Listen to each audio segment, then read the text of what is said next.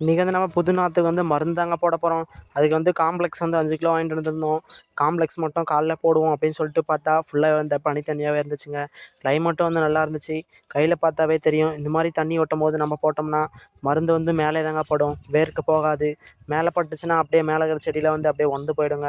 அதனால் வந்து வெயில் ஏறினப்புக்கு போடுவோம் அப்படின்னு சொல்லிட்டு அதுக்கு முன்னாடி நம்ம வந்து நேற்று வந்து வீடியோ போட்டிருப்போம். அதில் வந்து கீழ்கழியில் மட்டும் ஓரம் வந்து இது மாதிரி அண்டை கொத்தாமல் இருந்துச்சுங்க. ஓரம் வந்து மண்ணில் வந்து மேடாகவே இருக்குது. அதனால் அந்த மண் இல்லாமல் இந்த மாதிரி கொத்தி அப்படியே பொலபலப்பு தன்மையாக்கிட்டு அதை அப்படியே உள்ளே தள்ளி விட்டுணுங்க.